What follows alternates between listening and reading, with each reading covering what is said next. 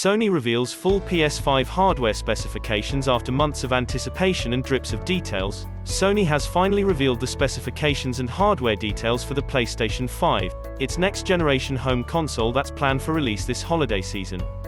The PS5 will feature a custom 8-core AMD Zen 2 CPU clocked at 3.5 GHz, variable frequency, and a custom GPU based on AMD's RDNA 2 architecture hardware that promises 10.28 teraflops and 36 compute units clocked at 2.23 GHz, also variable frequency.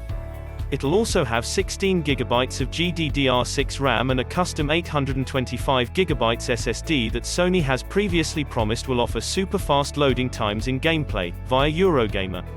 One of the biggest technical updates in the PS5 was already announced last year, a switch to SSD storage for the console's main hard drive, which Sony says will result in dramatically faster load times.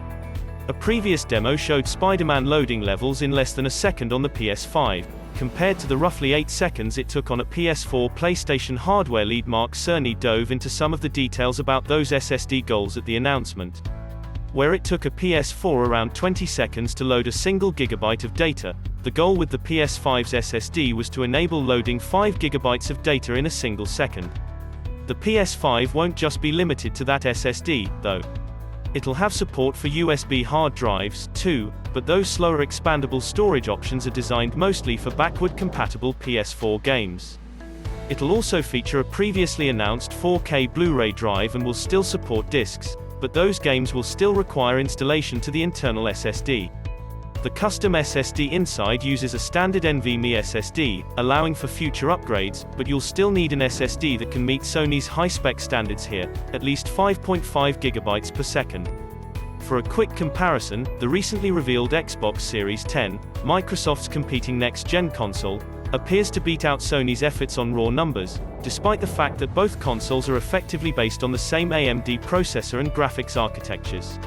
Microsoft's console, however, will offer an 8-core processor at 3.8 GHz, a GPU with 12 teraflops and 52 compute units each clocked at 1.825 GHz, 16 GB of GDDR6 RAM, and a 1 TB SSD. In a major difference, though, Sony's CPU and GPU will be running at variable frequencies, where the frequency that the hardware runs it will vary based on CPU and GPU demand, allowing for, say, unused CPU power to be shifted to the GPU, allowing for Sony's higher maximum speed there.